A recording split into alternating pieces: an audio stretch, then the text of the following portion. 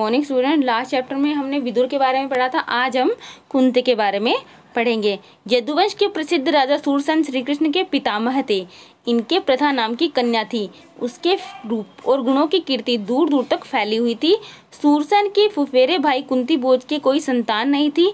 सूरसेन ने कुंती भोज को वचन दिया था कि उसकी जो पहली संतान होगी उसे कुंती भोज को गोद दे देंगे। उसी के अनुसार सूरसेन ने कुंती भोज को प्रथा गोद दे दी और कुंती भोज के यहाँ आने पर प्रथा का नाम कुंती पड़ गया। अब वो कह रहे हैं कि जो यदुवंश के प्रसिद्ध राजा सूरसेन थे वो श्री कृष्ण के पितामह थे। पितामह होता है पिता के भी पिता। इनकी कौन थी? प्रथा नाम की एक कन्या थी। इनकी कन्या थी घर में जिसका नाम प्रथा था। उसकी जो रूप था वो मतलब काफी वह सुंदर थी और काफी वह गुणशाली थी। उसके अंदर काफी गुण थे और उसकी जो कीर्ति थी मतलब उसकी जो प्रसिद्धि थी वो दूर दूर तक फैली हुई थी। सूरसेन के फुफेरे भाई, फुफेरे मतलब होता है कि जो बुआ का बेटा होता है, वो फुफेरा भाई जा कुंती भोज, उसके कोई संतान नहीं थी। सूरसेन ने अपने फुफेरे भाई कुंती भोज को वचन दिया था कि उसकी जो भी पहली संतान होगी वह उसे दे देंगे। और जब प्रथा हुई उनके तो उन्होंने प्रथा को कुंती भोज को दे दिया। और जब कुंती भोज की वह कन्या हुई, क्योंकि उन्होंने कुंती भोज को दे दिया था अपनी कन्या को, तो कुंती भोज को देने के बावजूद उसने यहाँ पे अपनी बेटी को जब मनाया तो प्रथा की जगह उन्होंने उसका नाम कुंती रख दिया।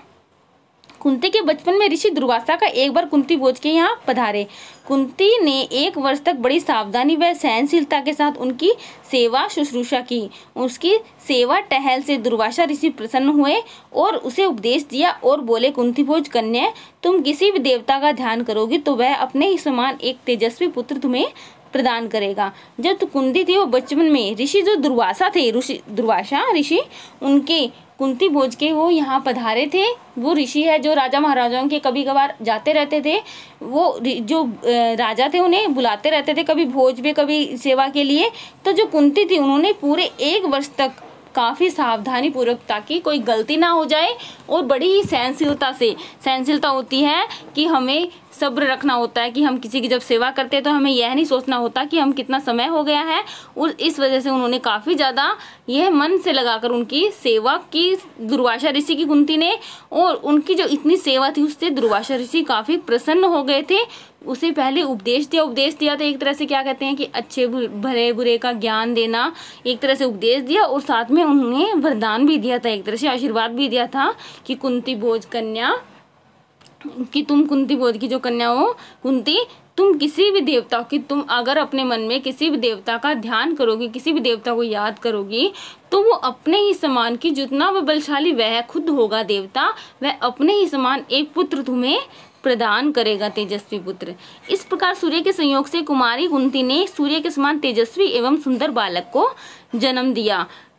अब वो कह रहे हैं कि जब उन्होंने सूर्य का देवता का ध्यान दिया तो कुंती ने सूर्य के समान ही एक तेजस्वी सुंदर बालक को जन्म दिया। कि उन्होंने देखा कि जो ऋषि ने आशीर्वाद दिया है मुझे उसका ध्यान करना चाहिए। उन्होंने सूर्य देवता का ध्यान किया और उनके केवल ध्यान लगाने से ही उन्होंने अपने ही समान, सूर्य ने अपने ही समान उनको एक सुंदर पुत्र दिया। उस कुंती ने सुंदर पुत्र को जन्म दिया। जन्म जात कवच और कुंडलों से शोभित वह बालक आगे चलकर शस्त्रधारियों में श्रेष्ठ कर्ण के नाम से विख्यात हुआ। कि जब वह जन्म हुआ वह कवच और कुंडल से शोभित था। मतलब कवच और कुंडल जो उसके तरह से बोलते हैं राजाओं की जो शान होती है, कवच होता है और कुंडल होते हैं कानों में, ये दोनों उसके शोभित थे वह जब पैदा हुआ था।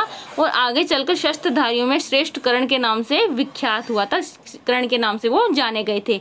लेकिन अब कुंती को लोक निंदा का डर हुआ। उसने बच्चे को छोड़ देना ही उचित समझा। इसलिए बच्चे को एक पेटी में बड़ी सावधानी के साथ बंद करके उसे गंगा की धारा में बहा दिया। बहुत आगे जाकर अदृत नाम के एक सारथी की नजर उस पर पड़ी। उसने पेटी निकाली और खोलकर देखा तो उसमें एक सुंदर बच्चा सोता हुआ मिला। अदृत निसंतान था। बालक को पाकर वह बड़ा प्रसन्न हुआ। सूर्य पुत्र कर्ण इस तरह एक सारथी के घर पलने लगा। कुंती ने उस वरदान, एक तरह से सूर्य के समान पुत्र को पा तो लिया, लेकिन वह शादीशुदा नहीं थी, इसलिए उसे लोक निंदा का डर हुआ। क्योंकि उसे जब लोगों को पता लगेगा कि उसने शादी न होने के बावजूद एक पुत्र को जन्म दिया है तो उसे एक तरह से क्या करें, अपमानित होना महसूस करना पड़ेगा। लोग उसे भला बुरा कहेंगे तो उस लोगों की बुराई का उसे डर हुआ, उसने बच्चे को छोड़ देना उचित समझा, इसलिए उन्होंने एक पेटी में, एक संदूक में, लकड़ी की संदूक बोलते हैं, पेटी होती है, बॉक्स होता है, उसके अंदर बच्चे को सावधानी से बंद करके उसे गंगा नदी की धारा में बहा दिया कि वह उस पुत्र को नहीं रख सकती थी। लेकिन जब यह बॉक्स में बच्चा आगे गंगा में जाता हुआ अधिरथ नाम का एक सारथी था, उसकी नज़र उस बॉक्स पे पड़ी, उसने वह पेटी निकाल ली और खोलकर देखा तो सुंदर बच्चा सोता हुआ मिला।